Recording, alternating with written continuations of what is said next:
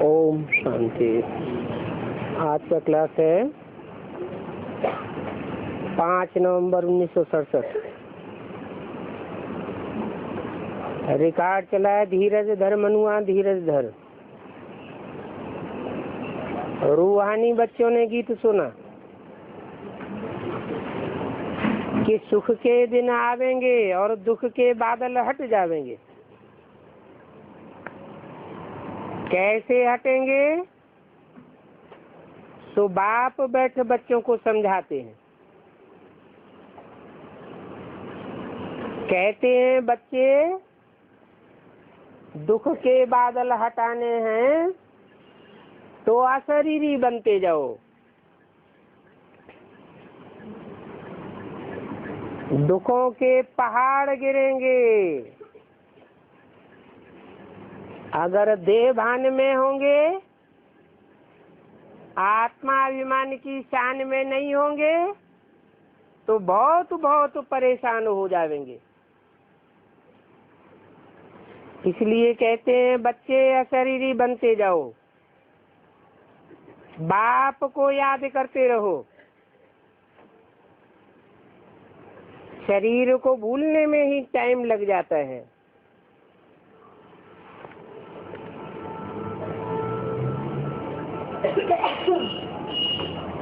ये देह को भूलना कोई मासी का घर नहीं है। अपन को आत्मा समझते जाओ। हम रूहानी बाप के बच्चे अशरीरी हैं। यही बाप का डायरेक्शन है कि बच्चे अशरीरी बनते जाओ तो तुम्हारे सब दुख दूर हो जाएंगे और तुम सतो प्रधान बन जाएंगे। सतो प्रधान आत्मा कभी भी दुख भोग नहीं सकती। तुम्हारी कर्मातीत अवस्था हो जाएगी। ये मेहनत की बात है। जो समझाते हैं वो भी ऐसे ऐसे अशरीरी बनने का पुरुषार्थ जरूर करते होंगे। उनको भी वाणी से परे जाना है तो जरूर ये अभ्यास करना आता होगा। फिर कोई आकर कहेंगे बाबा गुड मॉर्निंग, तो फिर इनको नीचे उतर करके गुड मॉर्निंग करना पड़ेगा, आवाज में आना पड़ेगा। यह तो पुरुषार्थ करते रहते हैं वाणी से परे होने का, क्योंकि इस पुरुषार्थ से ही पाप कटते जाएंगे। पाप कटते कटते आत्मा पावन बन जाएगी। इनको भी अभ्यास करना है ना। बाप श्रीमत देते हैं बच्चों तो ये भी उसमें आ जाता है। इनको भी बाप कहते हैं। अशरीरी आए हो फिर अशरीरी होकर जाना है। अशरीरी बनने से ही पाप कटेंगे। इसको याद की यात्रा अथवा योग आग्नि कहा जाता है। मुख्य ये पुरुषार्थ है। अपन को आत्मा समझ बाप को याद करते रहो। सतो प्रधान बनने के लिए पुरुषार्थ तो करना पड़ेगा। जब सतो प्रधान बनेंगे तो अशरीरी बन जाएंगे। वाणी से परे रहने का पुरुषार्थ करते रहेंगे और इनको भी अभ्यास करना है। ये समझते हैं जैसे अशरीरी हो, बाप को मैं याद करूंगा, मुझे देख करके बच्चे भी ऐसे करने लग पड़ेंगे। बाप समझाते रहते हैं तुम्हारा कल्याण इसे एक बात में ही होना है कौन सी एक बात? अपन को अशरीरी आत्मा समझो। सुबह को सवेरे 3-4 बजे उठो, उठ करके स्नान आदि कर यही ख्यालात रखना चाहिए कि हम अशरीरी हैं और हम आत्मा अपने बाप को याद करते हैं। बाप को याद करने से भी कर्म विनाश होंगे, कर्मातीत अवस्था होगी, फिर जरूर दुख के बादल हटते जाएंगे। बाप जो कहते हैं वो करना चाहिए ना। मैं आत्मा हूँ, शिव बाबा का बच्चा हूँ, वास्तव में मैं अशरीरी हूँ। फिर यहाँ पाठ बजाने के लिए ये शरीर लिया है, अभी चक्र पूरा किया, अभी हमको वापस जाना है। अपन को अशरीरी समझते आवाज से परे जाना है। अगर किसको गुड मॉर्निंग करना पड़े तो गोया आवाज में उतरना पड़े, नहीं तो शांति में बैठना पड़े।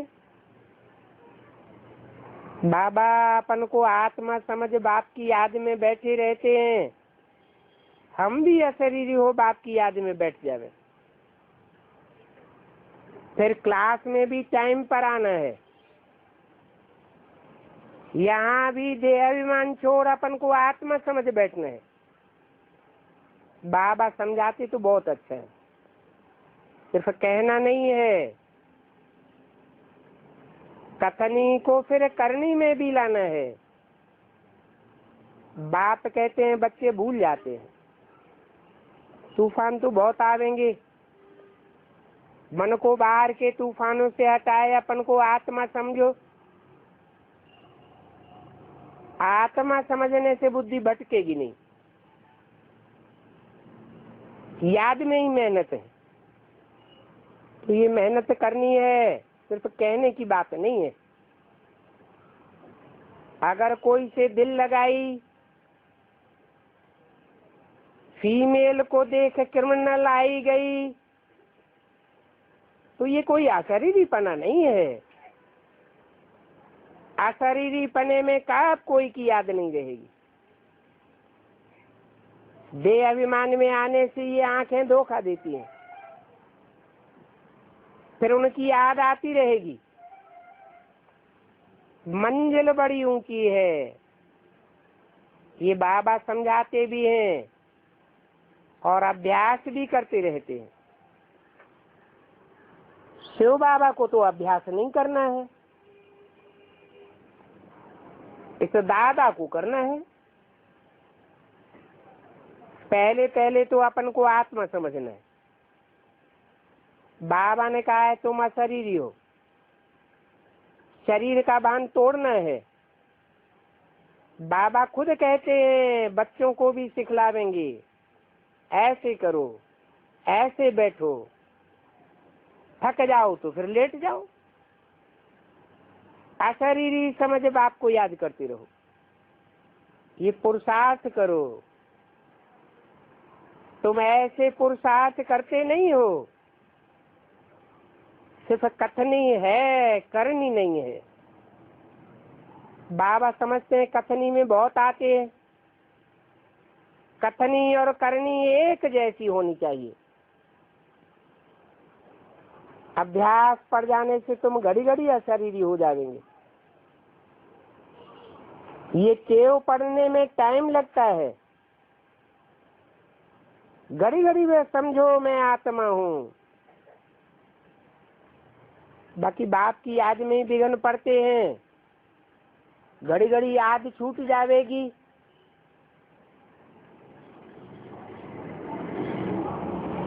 5/11/1967 की वाणी का दूसरा पेज। आज बाबा खास इस बात पर ध्यान दे रहे हैं, कर्मातीत अवस्था तो पिछाड़ी में ही होगी। क्यों? हम अभी से इतना तीखा पुरुषार्थ करें अपन को पक्का पक्का आत्मा समझ करके बैठे, फिर भी कर्मातीत अवस्था पिछाड़ी में क्यों बनेगी?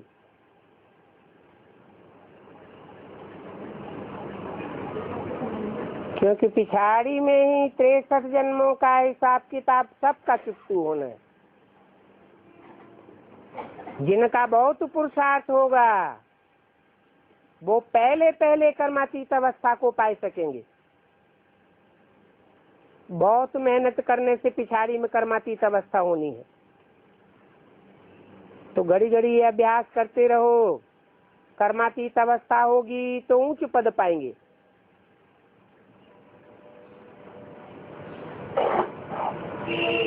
सिर्फ कहने से नहीं पावेंगे, इसे कोई आसन लगाने, हाथ योग आदि करने की भी दरकार नहीं है।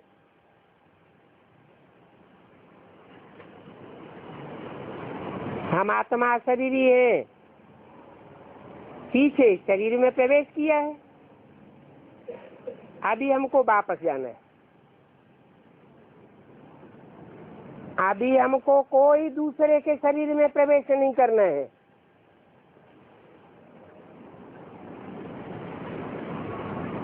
पहले घर वापस जाना है। तो घर को याद करना पड़े। बाबा समझाते तो हैं, परंतु यहाँ से बाहर निकलते ही भूल जाते हैं। बाबा जो कहते हैं वो करते नहीं है। देह अभिमान में आने से कर्मेंद्रियां बहुत धोखा देती रहेंगी। सेकंड में कुछ न कुछ विकर्म कर लेते हैं। जैसे सेकंड में जीवन मुक्ति, वैसे माया सेकंड में गटर में डाल देती है। इसलिए बाबा कहते हैं बहुत ऊंच मंजिल है। अपन को बाहर के ख्यालात से हटाए, बाप को याद करना है।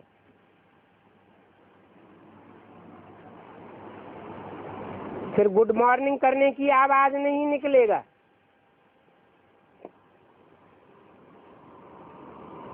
लाचारी हालत में आवाज में आए फिर चढ़ जाएंगे। रिस्पॉन्ड करने के लिए तो नीचे आना पड़ता है, आवाज में आना पड़े। आवाज इस दुनिया की बात है। ऐसे अगर बच्चे अभ्यास करते रहेंगे तो जरूर कुछ न कुछ कल्याण होता जाएगा। कर्मेंद्रियां वशीभूत होती जाएंगी। इसको ही कर्मातीत अवस्था कहा जाता है। बाकी शरीर निर्वाह के लिए कर्म तो करना पड़ता है। अगर बच्चों के पास पैसा बहुत है, कमाई करने की दरकार नहीं है, तो और ही सौभाग्यशाली, पद्म भाग्यशाली है। कहेंगे इन्होंने पूर्व जन्मों में ऐसे अच्छे कर्म किए जो इस जन्म में निर्बंधन बने हैं। तो देखना है, इस एक जन्म के लिए हमारे पास धन काफी है, तो अब हम कर्मातीत अवस्था में बैठ जावे। इस अवस्था में बैठे बैठे शरीर छूट जावे तो फिर अंत मते सो गति हो जाएगी। बाप को याद करते करते घर चले जाएंगे। अभी तो घर जाना है ना, अभी शरीर नहीं लेना है, पहले घर जाना है। ऐसे ऐसे अभ्यास करते रहेंगे तो फायदा बहुत होगा और तुम्हारे दुख दूर हो जाएंगे। बाप आए ये धीरज देने के लिए, तुमको अशरीरीपना सिखलाने के लिए आए हैं। अपन को आत्मा समझ बाप को याद करने से कर्मेंद्रियों पर विजय पावेंगे और कोई उपाय नहीं है। बाकी सिर्फ कथन ही होगी, करेंगे कुछ भी नहीं, तो इतना प्योर नहीं बन सकेंगे। माला का दाना भी नहीं बन सकेंगे।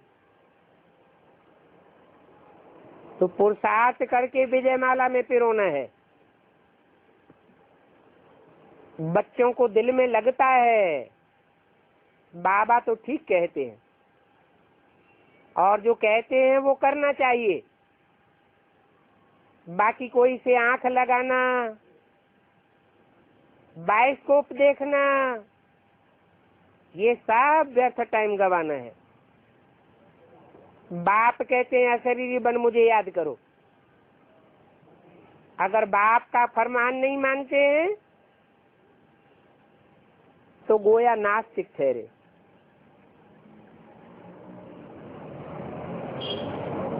बाप रोज बच्चों को संभालते रहते हैं, आज थोड़ा जोर से समझाते हैं।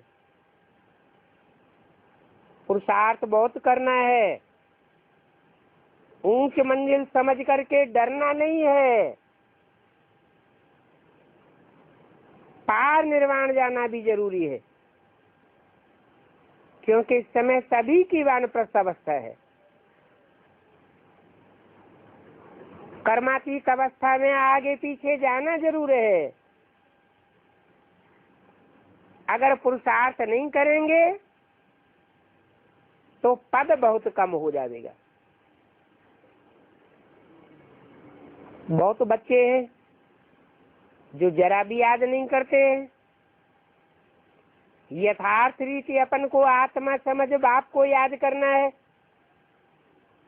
शरीर का भान मिटता जाए, इसी पुरुषार्थ में मेहनत है।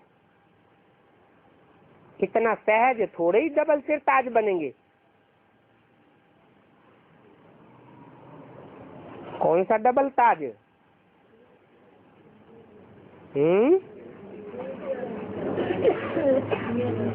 यहाँ है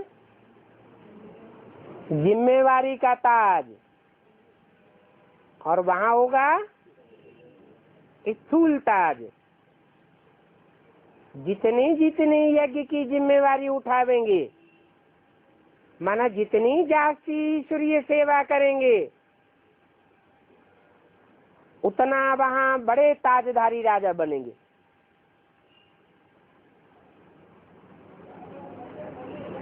दूसरा ताज कौन सा है? पवित्रता का ताज। पवित्रता धारण करनी पड़े। जो यहाँ पवित्र बनेंगे उनको देवताओं का ताज दिखाया जाता है। सर के चारों ओर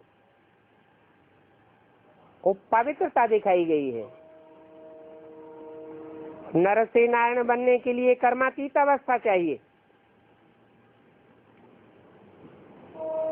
और कुछ भी याद न पड़े। सर्प का, भ्रमरी का दृष्टांत भी का है। बाप ने समझाया है, वो सन्यासियों ने कॉपी किया है। वो कोई ब्राह्मण नहीं है। ब्राह्मण ब्राह्मणिया तो तुम हो, तो तुम्हारे लिए सर्प का दृष्टांत है। कैसे कैचुल त्यागता है कि तुम्हारी देह अभिमानी की कैचुल है। वो सांप भी अपने जीवन में 3-4 बार कैचुल त्यागते हैं।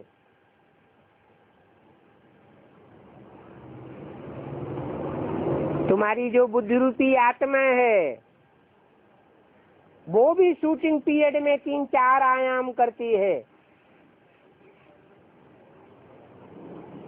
फिर प्रैक्टिकल में भी देवान त्याग करके निरोगी कंचन काया बनाने में 3-4 आयाम है।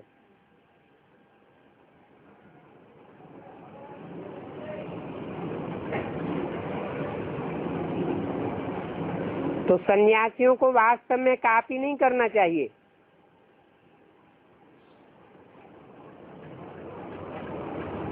जो चोरी से दूसरों की बात को कॉपी करते हैं उनको सजा मिलती है। कछुए का मिसाल भी वो नहीं दे सकते। तुमको शरीर निर्वाह से कर्म करके फिर याद की यात्रा में कछुए के मिसल अंतर्मुख होकर के बैठना है। सर्प मिसल तुम्हारी पुरानी खाल छूट जाएगी। अभी अशरीरी बनना है। हम आए थे पहले पहले तो आत्मा अशरीरी थी, फिर हमने 84 जन्म लिए। भांति भांति के शरीरों के संबंध में आए।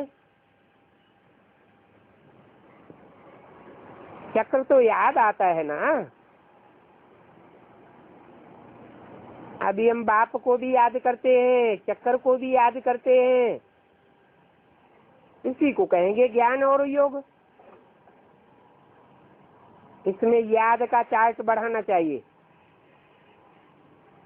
अपनी डायरी रखनी है, कितना समय हम याद में बैठे। अपना कम चार्ट देख करके लज्जा आनी चाहिए। भक्ति भी हमेशा सवेरे सवेरे करते हैं। कहते भी हैं राम से मेरे प्रभात मोरे मन। आत्मा को कहते हैं अब राम को सुमिरन करना है, अर्थात याद करना है। इससे भी कर्म विनाश होंगे। अभी बच्चे आते हैं बाबा के पास गुड मॉर्निंग करने, तो बाबा ना तो नहीं करेंगे। अच्छा भला आवे, परंतु समझते हैं बाबा याद में बैठे हैं। बाबा को नीचे वाणी में आना पड़ेगा, फिर आत्मा समझ बैठ जाना पड़ेगा। कहेंगे गुड मॉर्निंग।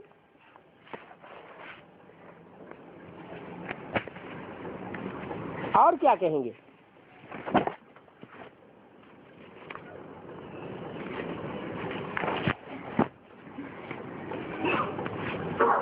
भले गुड मॉर्निंग करके जावे। 5/11/67 की वाणी का 3रा पेज। वास्तव में गुड मॉर्निंग भी क्या करना है? क्यों ना अपन को आत्मा समझे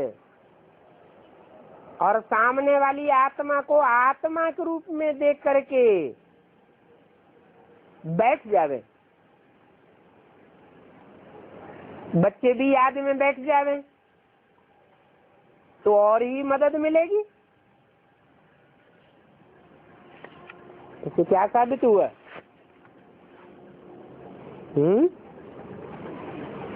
आपस में एक दूसरे से मिले तो ओम शांति, गुड मॉर्निंग करना चाहिए या नहीं करना चाहिए? है नहीं करना चाहिए। फिर क्या करना चाहिए? अपन को आत्मा समझे, गुड मॉर्निंग करने वाले को भी आत्मिक रूप में देख करके शांत ही रहना चाहिए।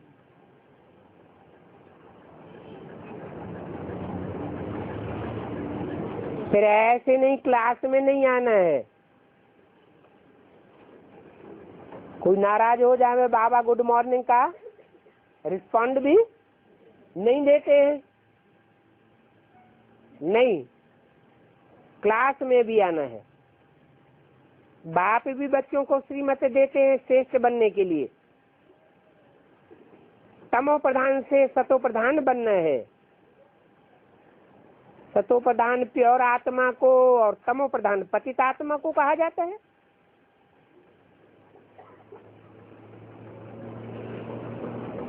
अगर गुड मॉर्निंग का जवाब वाणी से नहीं मिलता है, इशारे से मिल जाता है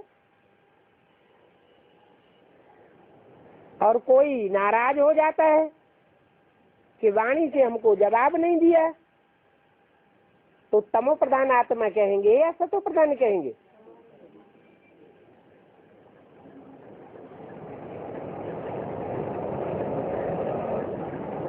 यहाँ मनुष्य को धन आदि बहुत होता है तो कितना अहंकार आता है। धन बहुत है तो समझते हैं हम स्वर्ग में बैठे हैं,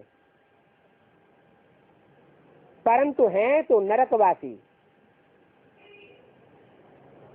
यहाँ कोई भी अपन को स्वर्गवासी कह नहीं सकता।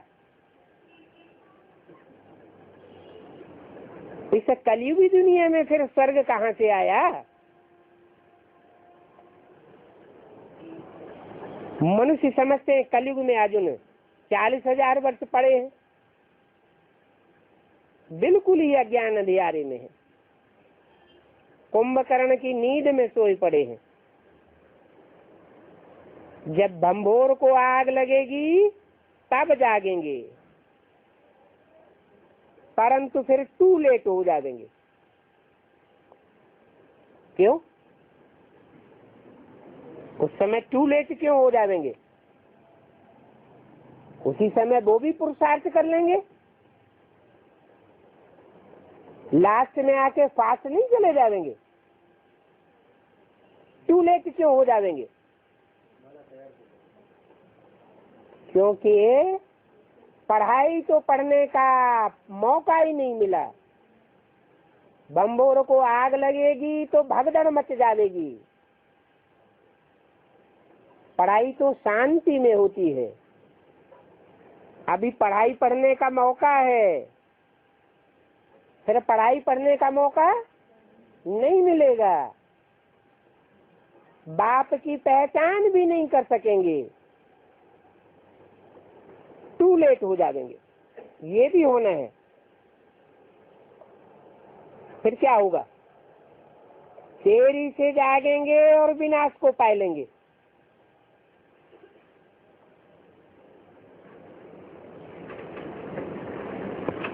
ऊंच पद पाए नहीं सकते, क्योंकि ज्ञान तो बुद्धि में है नहीं। अभी यह तुमको ज्ञान रत्न मिलते हैं, जिससे तुम्हारा 21 जन्मों के लिए भंडारा भर जाता है। इन ज्ञान रत्नों को अलाउद्दीन का कारून का खजाना कहा जाता है।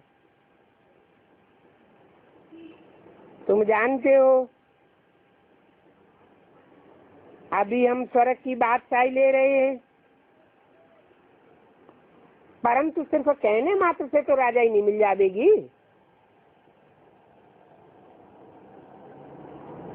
मेहनत करनी पड़े। मेहनत करने के लिए भी टाइम चाहिए। अभी तो यहाँ एकांत का बहुत अच्छा स्थान है। ऐसा अभ्यास फिर बाहर में कर नहीं सकेंगे। 7 दिन की बच्ची का अभ्यास यहाँ तुम बहुत अच्छा कर सकते हो। तो यहाँ तुम टाइम वेस्ट मत करो, टाइम की संभाल करना सीखो। बाकी क्रिमिनल आई रखना, बाइस्कोप आदि देखना, ये तो नीचे गिरने की निशानी है।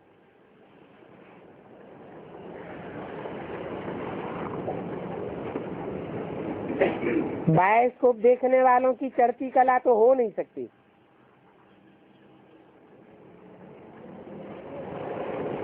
कहेंगे तुम मेहनत कहाँ करते हो? तो अभी अपन को आत्मा समझ बैठो। आत्मा है ही बाप का बच्चा।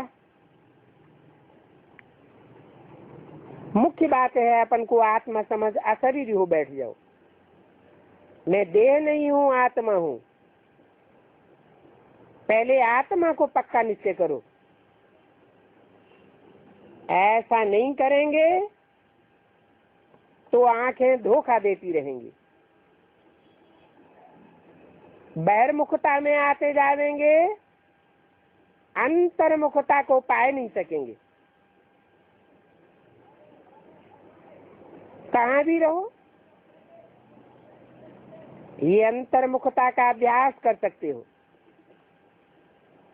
ऐसे भी नहीं है कि यहाँ रहने से ही अभ्यास होगा। यहाँ तो 7 रोज की भट्टी में आकर के ये सीखना है, और भट्टी की जो ऊंची स्टेज है उसको सदा याद रखना है। बाप अभी भी सिखाए रहे हैं, यूं तो रोज समझाते रहते हैं, फिर आज जोर से समझाते हैं। बच्चे अपन पर रहम करो। जब तुम पवित्र थे तो तुम्हारे में कितनी शक्ति थी। आत्मा पवित्र थी,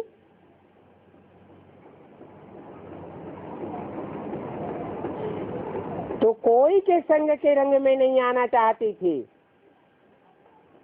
आत्मा अपवित्र बनी तो व्यभिचार दोष में आते रहते हैं, शक्ति क्षीण होती जाती है। पहले तुम्हारे में कितना सुख था, तुम ऐसे लक्ष्मी नारायण मुआफिक थे, अभी फिर बनना है। बाबा युक्तियां बतलाते रहते हैं तो वो युक्तियां करनी पड़े। अभी तुम अजामिल जैसे पापात्मा हो,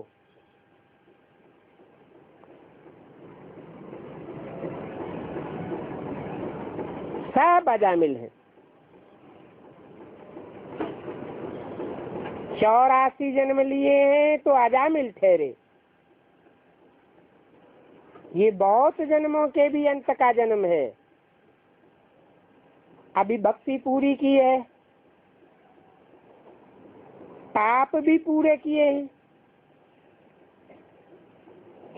ऐसे नहीं भक्ति करने से पाप कटते हैं, कुछ भी नहीं। ये अभ्यास तो बाप के सिवाय कोई सिखला ही नहीं सकता।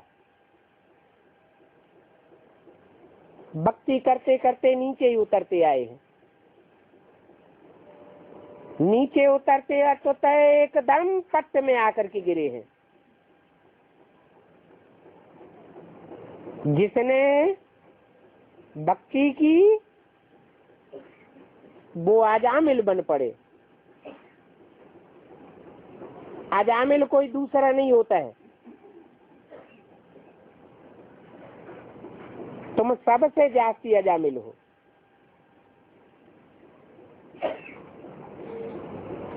और बंदर भी सबसे बड़े तुम हो।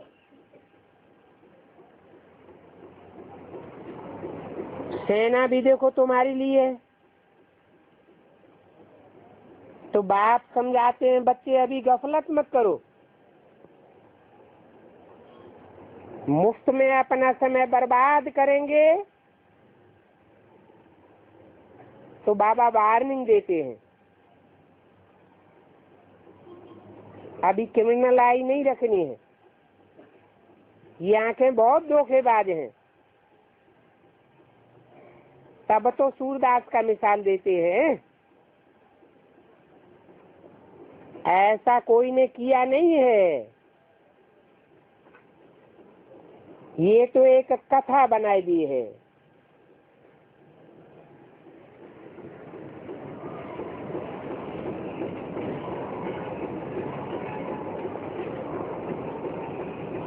नाम है, बाकी ऐसे कौन बैठे अपनी आंखें निकालेंगे। ये सब भक्ति मार्ग के गपोड़े हैं। रामायण भागवत आदि ये जो भी है वे सब भक्ति मार्ग के शास्त्र हैं और सब गिरने गिराने के हैं। एक गीता ही है जिससे तुम ऊपर चढ़ते हो, परंतु उस गीता को भी खंडन कर दिया है। कहाँ शिव बाबा जो पतित पावन, और कहाँ श्री कृष्ण जो पूरे 84 जन्म लेने वाला मनुष्य।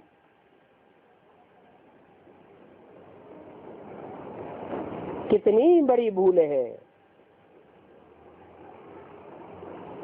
84 जन्म वाला ही पतित अजामिल कहेंगे।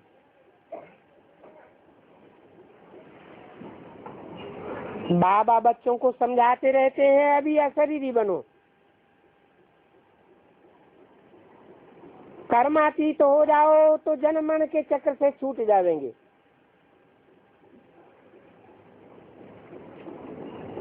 यहाँ तो सब आए करके नहीं बैठेंगे,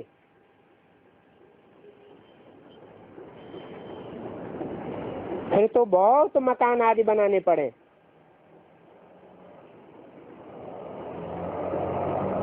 तुम बच्चे आकर के रहते हो इसलिए ये हाल आदि बनाने पड़ते हैं।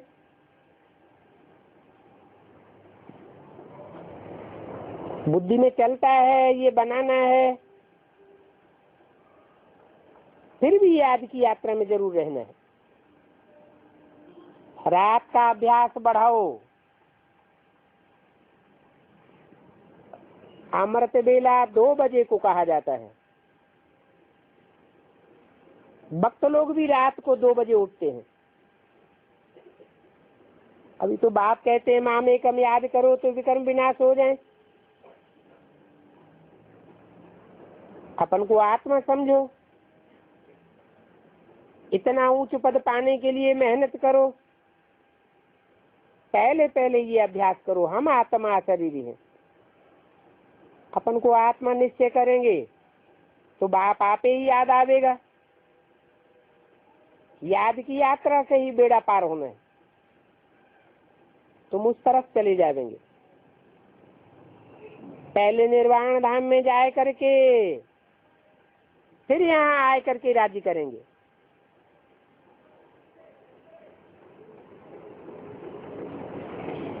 पहले राजाई का मालिक बनने के लिए अशरीरी होने का अभ्यास करो। बाबा आज बच्चों को बहुत सावधानी दे रहे हैं, परंतु बच्चे मेहनत करते नहीं हैं, इसलिए बच्चों पर बहुत तरस पड़ता है। ये बच्चे ऊंच पद कैसे पा सकेंगे? अच्छा, ओम शांति।